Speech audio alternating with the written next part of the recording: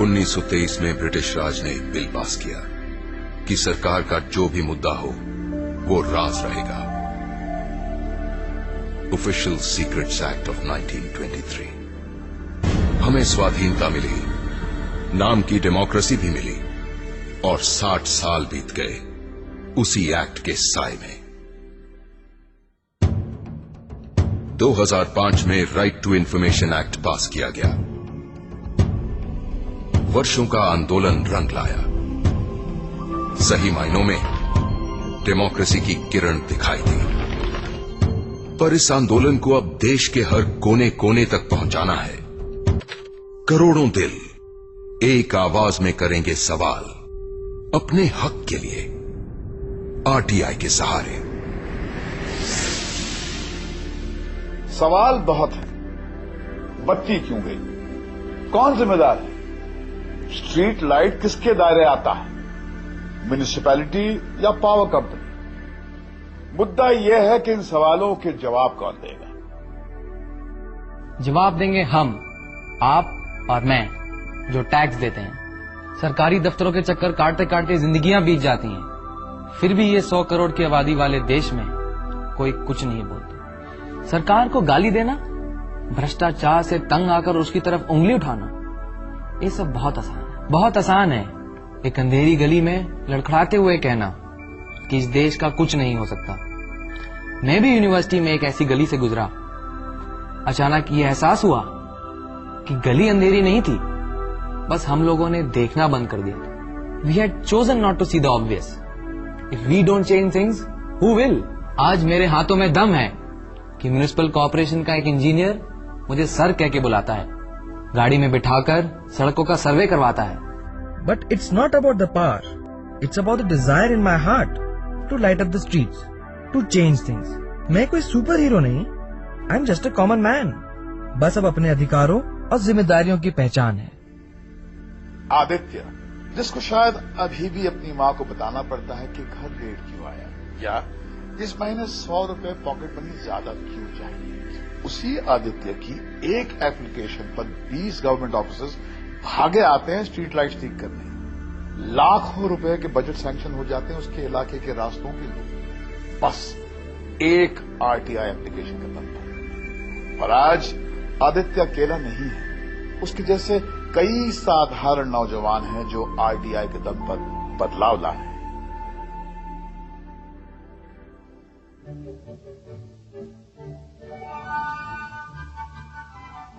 मैं आशिकी अहमद, 7वीं पास। आज तक न क्लास में, न मोहल्ले में, न एसी की वर्कशॉप में, कहीं पे भी कोई पंगा नहीं लिया। फिर इवनिंग क्लास ज्वाइन करी, वहां सिखाया गया पंगा लो तो ले डाला। छोटा सा कद है पर पंगा लेता है बड़े बड़ों से अपने हक के लिए। क्यों उसे राशन नहीं मिलता? क्यों जमादार को बख्शीश इनकार करने पर कचरा उसके घर के सामने रख दिया जाता है? एक आरटीआई एप्लीकेशन, बस एक एप्लीकेशन के दम पर राशन दुकानदार उसके घर तक आया राशन लेकर। एक एप्लीकेशन लाया एमसीडी ऑफिसर्स को गिड़गड़ाते हुए उनके घुटनों पे। ऑफिसर्स को फाइन हुए 25,000 रुपए, सिर्फ एक एप्लीकेशन। कहते हैं हर किसी का दिन आता है, आज आशिकीन का दिन है, आशिकीन का राज। More than 6 decades have passed since independence. मेरा भारत महान, जिस देश में दूध की नदियां बहती। दूध छोड़ो, यहां तो राशन तक नहीं मिलता, क्योंकि राज है राशन वालों का।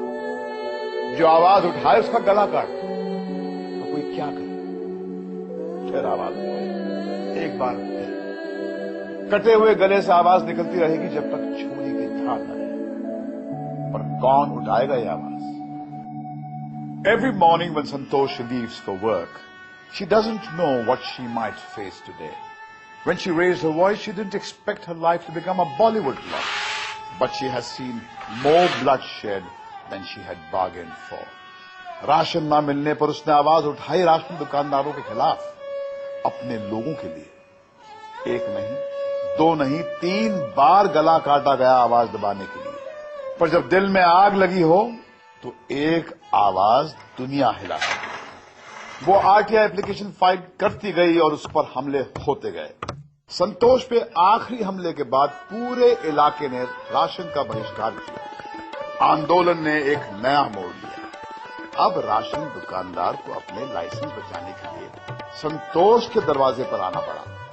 जिनके पास छुरी चाकू थे, आज संतोष के हथियार के सामने माथा टेक रहे हैं। आरटीआई का हथियार।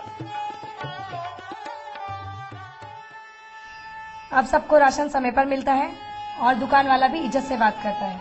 यह लड़ाई सिर्फ हमारी भूख या जिंदगी की नहीं है, इसीलिए हम रोटी कपड़ा और मकान नहीं मांगते, हम सूचना मांगते हैं, क्योंकि ये इज्जत की लड़ाई है और हमारे वजूद का सवाल है। Do you know how many children are employed in the sweatshops in India and other Asian countries? Cheap labor for international apparel brands. Sexually and economically abused women, children. So is this an appeal to stop wearing branded apparels? Start wearing khadi? So you're already reaching for the remote to shut this NGO nonsense. Go ahead. But Aheli Chaudhary will still be around long after you have switched off this nonsense.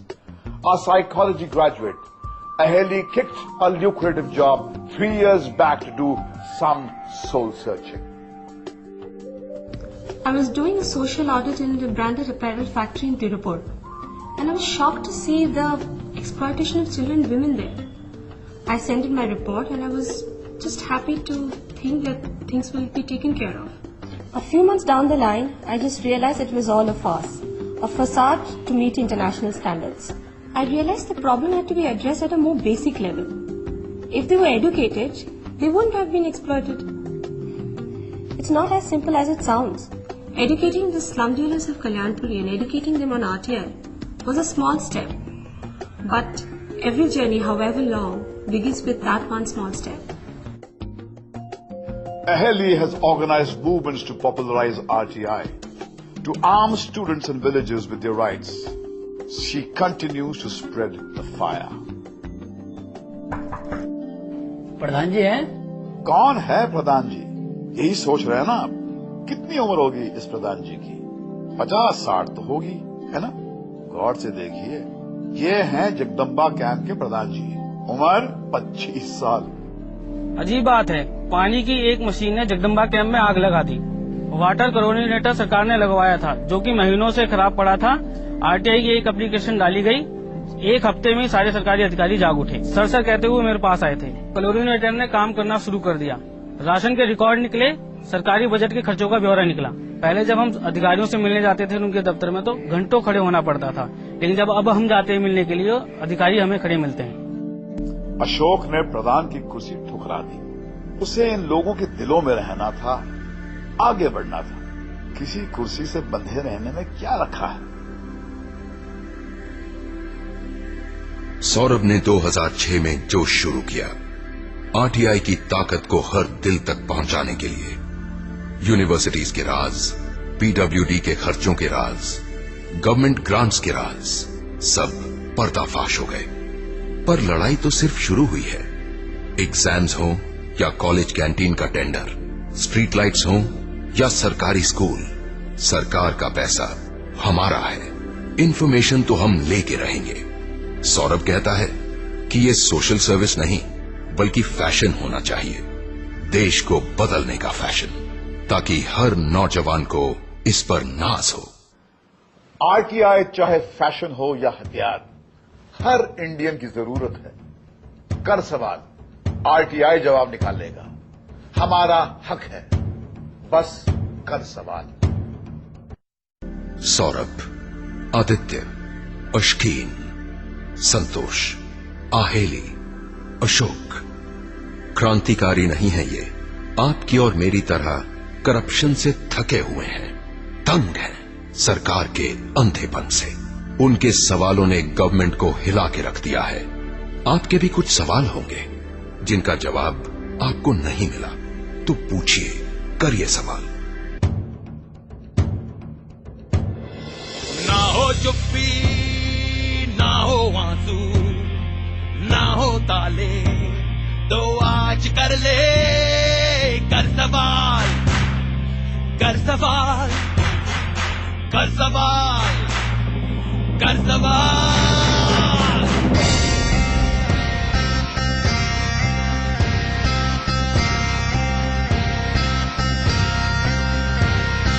कर सवाल तो खुलेगी किस्मत, कर सवाल तो मिलेगी ताकत, कर सवाल तो कल है रोशन, कर ले तू, कर सवाल।